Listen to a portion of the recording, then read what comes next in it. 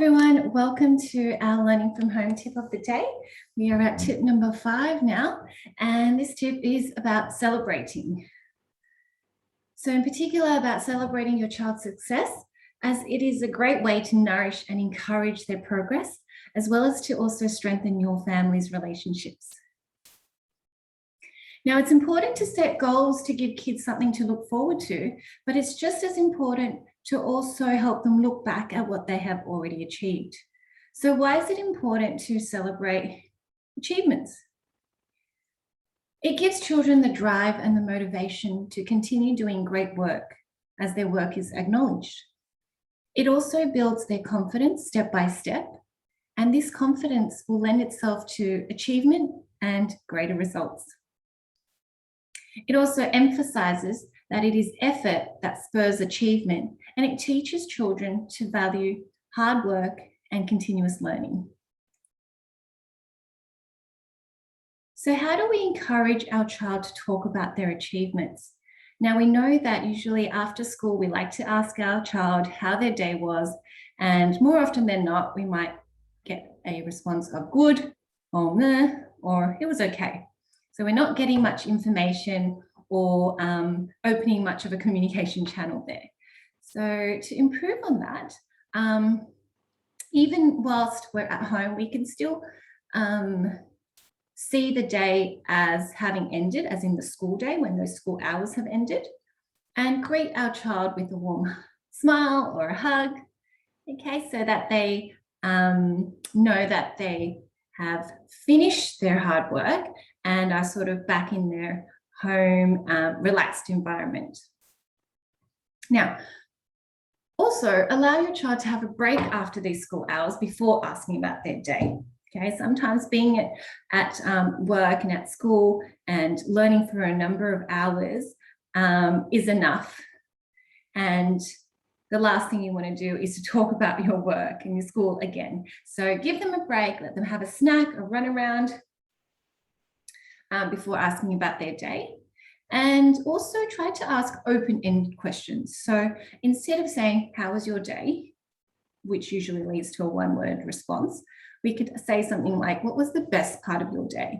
Or tell me one thing that you learned today that you didn't know before.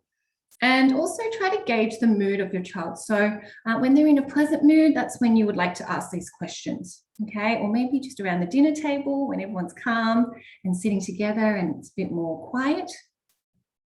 The last thing also is when your child is sharing their day with you and their achievements, to listen actively.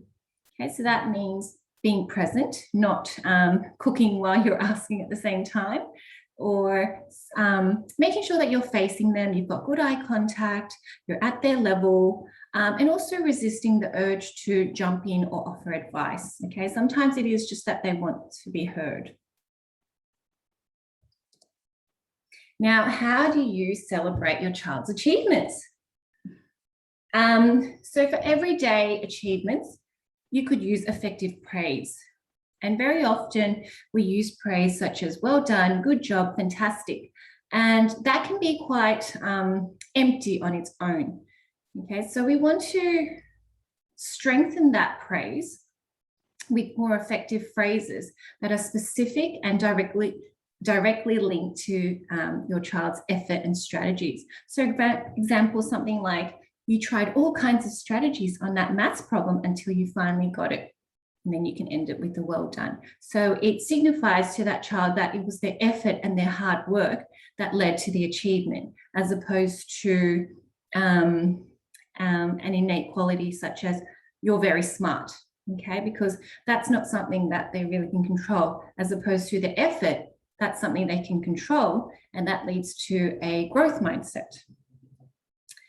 So if you wanted to read a bit more about that, there will also be a paper linked called The Art of Effective Praise by Carol Dweck, which is an interesting read and has lots of ideas in terms of what you can actually say, so some scripts there.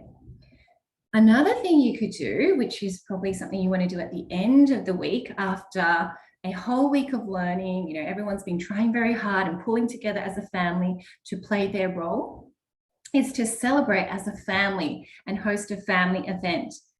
Okay, such as some examples might be a pizza party, a disco night where you can dress up in crazy costumes, a games night, so if you have board games, or some of the ideas that you may have seen from tip number 3 from Miss Jones. You might have a movie night or a pamper session if you want to do something more calm and quiet, have some background music on and maybe have some facials or at-home manicures and pedicures and massages. Or even if you're adventurous, you might want to try a camp in the backyard. If you have a tent, you can set up a tent in your backyard or your balcony if you have enough space, or even just in your lounge room.